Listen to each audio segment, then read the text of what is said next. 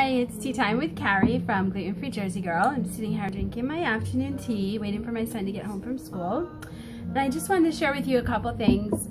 Today I am drinking Stash Mango Passion Fruit Tea.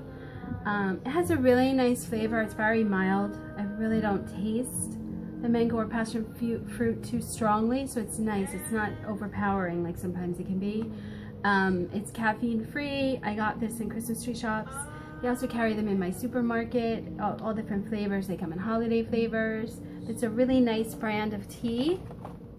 And I got this adorable little tea set today, my little teapot. And I just brewed one tea bag. I filled it up with hot water. And I got these two little sugar and creamers to go with it. And what I actually do is I put my cashew hemp chia milk in my Nespresso steamer first, try to steam it up a little. It doesn't steam as well as I would like, but it did get a little bit frothy. You can see a little tiny bit. And I'm just gonna put a dash in my tea. And now what I put in my sugar bowl, because they don't typically use sugar, is a little cinnamon. And I got these little spoons in the dollar store. So I'm just gonna put a little dash of cinnamon in my tea. And that's it. Just a little cashew milk and a little cinnamon, and it's good to go. It tastes really nice.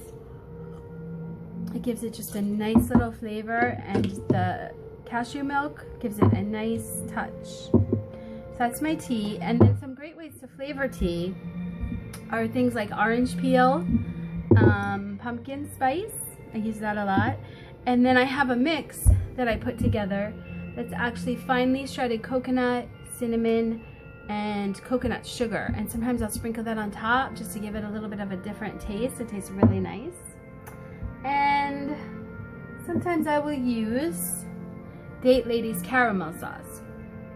Okay, be prepared to be blown away. This stuff is amazing.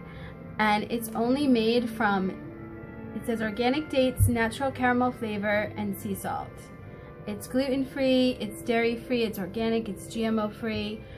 Tastes amazing. You could sprinkle this on your banana ice cream, fruits, anything you want just to sweeten it, even in your coffee. It's very, very yummy.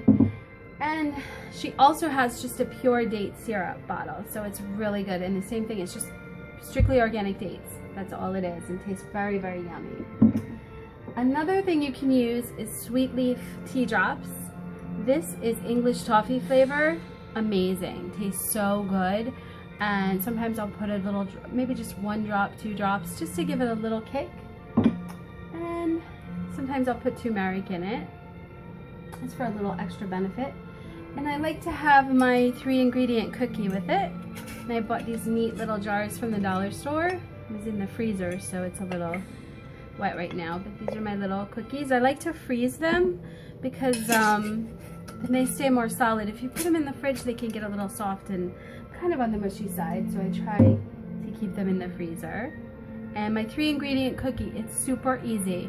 It is just cashew butter, coconut butter, and I used these sweet drops. That way I can keep it sugar-free.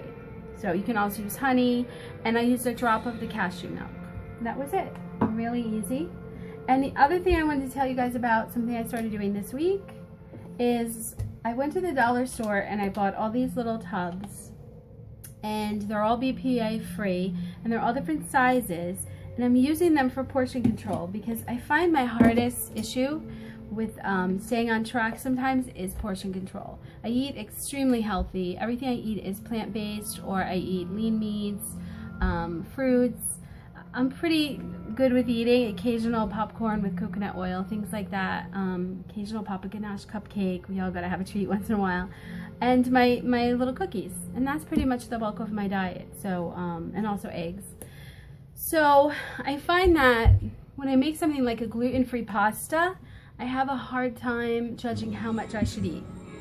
So I got these little containers, and it's been working beautifully. I started a couple days ago, and I'll put my grain in here, or my pasta, my gluten-free pasta, brown rice or quinoa. I'll put it in here, and this way I'm only getting 1 serving, and it works really well.